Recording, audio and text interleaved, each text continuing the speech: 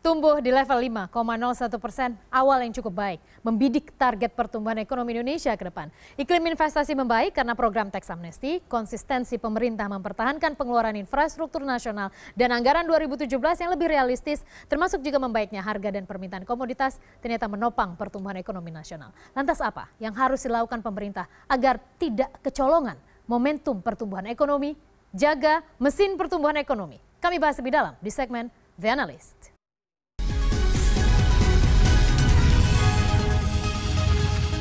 Dan sudah hadir di studio 2 CNN Indonesia, Ibu Afi Liani Afi, ekonom senior Perbanas. Ibu Afi, apa kabar? Baik-baik. Jadi ini tampaknya agak lega nih. Iya. Pemerintah kali ini agak lega di atas 5% ya? Iya betul, jadi artinya sesuai dengan target ya. Memang kita sudah prediksikan bahwa tahun ini jauh lebih baik karena memang pada tahun 2015-2016 itu kan ada dua hal yang memang membuat ada penurunan dari sisi konsumsi dan sedikit pertumbuhan ya. Pertama adalah adanya tax amnesty, yang kedua adalah sunset policy, di mana ada trade off, masyarakat yang konsumsinya tadinya meningkat harus membayar pajak sehingga dana masyarakatnya harusnya buat belanja berpindah ke pemerintah kan gitu. Nah, tetapi masalahnya adalah pada saat itu pemerintah belanjanya sangat lamban, jadi itu mempengaruhi pertumbuhan. Tapi seharusnya kalau waktu itu pemerintah belanjanya bisa menutup konsumsi masyarakat, itu sebenarnya pertumbuhan akan terjaga gitu. Baik, mungkin karena terlalu menjaga defisit anggaran. Betul. Mungkin ya. Nah, tapi juga ada persoalan yang baik juga pada triwulan 1 di mana harga komoditas itu memang menjadi penunjang. Di luar Jawa itu masih sangat tergantung pada komoditas. Jadi kalau harga komoditas naik itu biasanya ada hubungannya dengan peningkatan konsumsi masyarakat dan juga ekspor begitu. Itu juga menjadi penunjang pada triwulan 1. Baik. Ya. Dan Ibu Afi, kita memiliki data, ini adalah penopang pertumbuhan tertinggi. Kita lihat ada dua sisi, produksi dan pengeluaran. Dari sisi produksi tampaknya saya juga berkontribusi nih Bu Afi, karena rajin belanja kuota internet transaksi online gitu. Itu tumbuh paling tinggi 9,1%. Dari sisi pengeluaran, komponen ekspor barang dan jasa tumbuh paling tinggi 8,04%. Ibu Afi bisa mungkin dielaborasi jadi kita makna melihat angka pada ini? saat informasi dan komunikasi itu memang kita melihat sekarang e-commerce kan menjadi hal yang utama ya, di mana semua perusahaan baik sektor bank maupun non-bank itu banyak juga investasi di sektor e-commerce ya atau IT ya. Kemudian di sisi masyarakatnya sendiri sekarang juga kecenderungan internet, kemudian menggunakan phone gitu juga makin meningkat. Itu juga membuat pertumbuhan lapangan usaha dari sektor ini menjadi tumbuh tinggi gitu ya. Bahkan prediksi pertahunannya juga paling tinggi adalah sektor ini sebenarnya. Oh, jadi gitu, memang sesuai inline dengan ya? prediksi. Iya, okay. Ya. Sedangkan untuk ekspor kalau kita melihat cenderung satu sudah mulai mengalami, satu adalah normal ya, yang kedua adalah karena didukung oleh harga komoditas yang meningkat. Itu otomatis jumlah ekspor kita walaupun secara volume tidak meningkat, tetapi secara total harga itu mengalami peningkatan. Jadi itu menunjukkan kenaikan juga. Terbukti juga neraca dagang kita juga surplus, bertahan konsisten. Dan kemudian bila kita melihat lagi lebih kita bedah lagi bagaimana laporan BPS tersebut, ada beberapa hal yang menarik bahwa ternyata masyarakat Indonesia agak pelit belanja tadi. Apakah memang benar bahwa kenaikan tarif dasar listrik itu juga mempengaruhi sehingga agak irit nih tampaknya pada triwulan pertama? Kalau ngelihat pertumbuhannya justru mengalami peningkatan dari sisi konsumsi.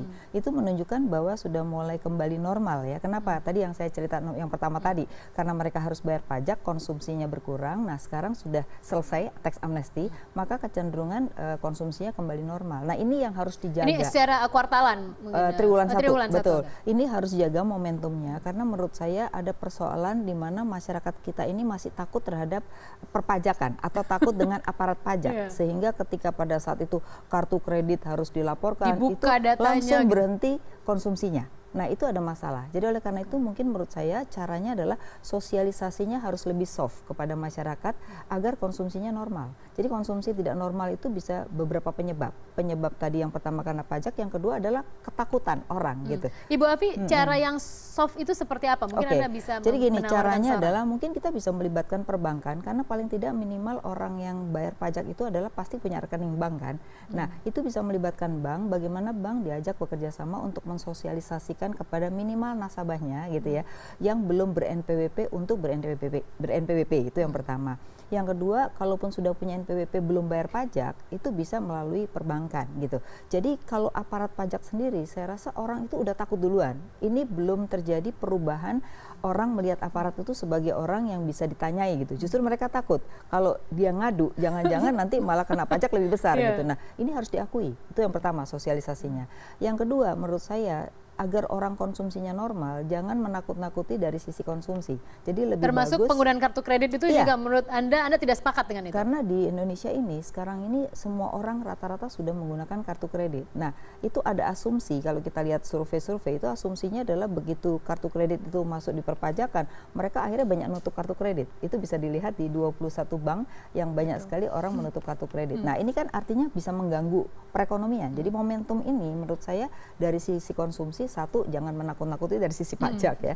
Yang kedua, mungkin momentum yang harus dijaga adalah bagaimana tidak terjadi PHK. Justru sekarang ini dengan adanya e-commerce itu memang sekarang menengah. Jadi bergeser ke sana. Betul. Gitu. Jadi ini kan problemnya sekarang dari perusahaan besar langsung ke bawah kayak Grab, kemudian Gojek ya. Nah, ini nanti yang kena di kelas menengahnya justru. Gitu. Orang tidak lagi menggunakan perusahaan-perusahaan menengah tapi dia langsung ke orang kan gitu ya. Nah, ini juga PR bagaimana perpajakan ini juga melihat hal ini sebagai sesuatu yang berubah secara behavior gitu. Oke. Dan kalau misalnya kita bergeser mengenai pengangguran, data pengangguran menunjukkan penurunan 5,33%, dan ketika dipertanyakan kepada BPS menyatakan PHK memang banyak terjadi pada triwulan pertama, tapi kemudian ke sektor informal. Anda mencernanya seperti apa? Oke, kalau sektor informal menurut saya belum berubah dari dulu ya, masih mendekati 70%. Formalnya 30%. Justru ini belum terjadi perubahan. Yang bagus adalah bagaimana sektor informal itu lama-kelamaan makin turun, sektor formalnya makin tinggi. Itu artinya apa? Perpajakan kita juga akan makin bagus karena ada hubungannya dengan tingkat pendapatan di sektor formal. Nah, sektor informal ini yang paling banyak belum tersentuh dari sisi perpajakan, dari sisi pencatatan, artinya underground ekonomi kita tuh masih sangat tinggi. Padahal kalau underground ini bisa dinaikkan, itu otomatis juga akan memperbaiki sistem pendapatan negara, ya, kemudian juga memperbaiki sistem perpajakan. Karena menurut saya ini masih banyak yang belum terkena atau belum dikenakan pajak, gitu. Padahal mereka sudah harus menjadi wajib pajak. Iya. Dan bila kita melihat kondisi di dalam negeri, politik kita masih belum sepenuhnya pulih.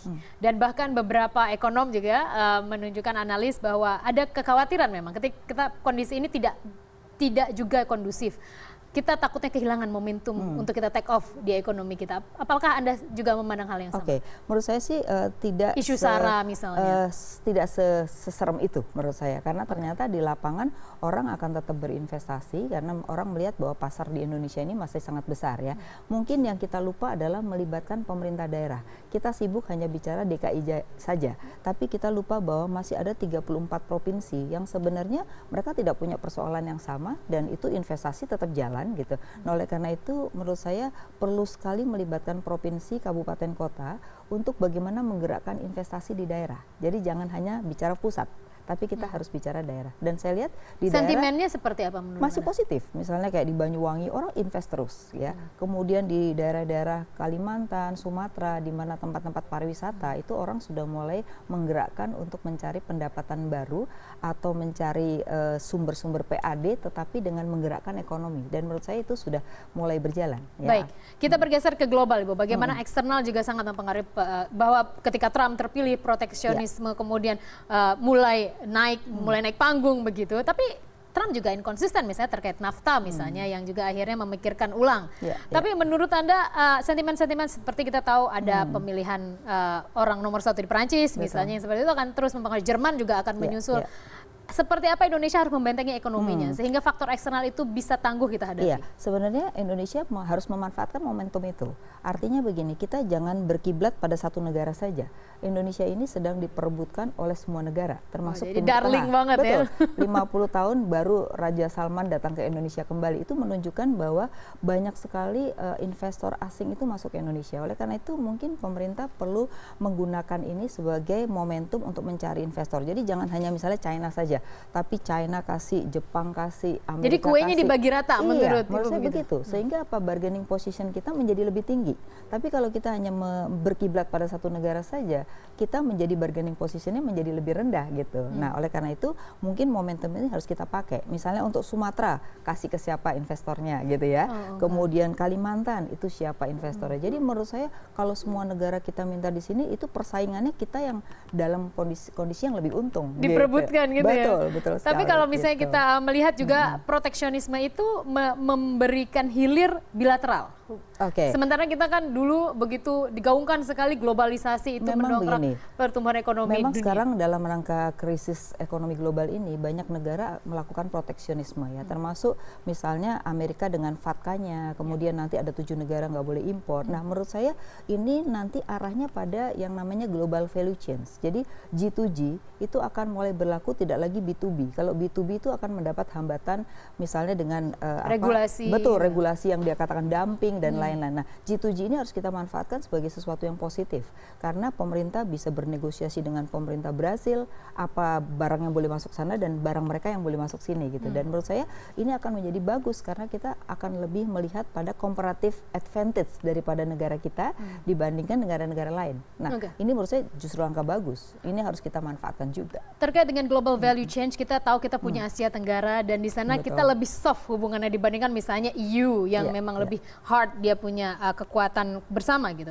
Apakah kita juga bisa mulai mengarahkan kiblat kita untuk manfaatkan pasar regional terlebih dahulu, kerjasama regional Australia misalnya kita sudah kalau mulai saya lihat kan rintis. sekarang transaksi dagang kita lebih banyak ASEAN sama China kan, tapi kita belum memanfaatkan negara-negara yang non tradisional ya kan, di mana penduduknya di atas 40 juta dan pertumbuhan ekonominya masih bagus. Nah itu kalau kita lihat perdagangannya masih rendah, jadi sebenarnya masih banyak pasar baru yang bisa dimasuki oleh Indonesia dan itu dibutuhkan G2G tadi supaya kita tetap bisa masuk pada negara lain, di mana negara lain yang sekarang juga mulai proteksi, tapi kalau G2G itu akan jauh lebih baik dan itu lebih bisa berhasil untuk kedepannya begitu. Terkait dengan strategi anggaran pemerintah, tahun ini Anda memandangnya seperti apa? Sangat realistis dalam APBN ya. Dalam sejarah belum pernah APBN itu turun ya, baru tahun ini mengalami penurunan karena dipangkas. Betul, karena Menteri Keuangan menyadari bahwa setelah tax amnesty banyak orang yang sudah mengamnestikan sehingga pendapatannya pasti lebih rendah 2017 dibandingkan 2016 ya. Nah, kita akan mengalami normalisasi lagi atau normal lagi itu baru 2018. Jadi 2017 ini memang harus lebih rendah dan tugas daripada pajak lebih berat karena otomatis dari yang sudah tax amnesty sama yang belum itu masih banyak yang bisa dikolek ya. Kalau kita lihat 927.000 yang ikut amnesti itu terlalu kecil. Dimana kalau kita lihat di Indonesia itu orang kaya 50 juta. Jadi minimal harus mendapatkan tambahan 30 juta NPWP baru. Nah ini adalah PR sehingga 2018 kita baru bisa mencapai tingkat normal dari sisi APBN.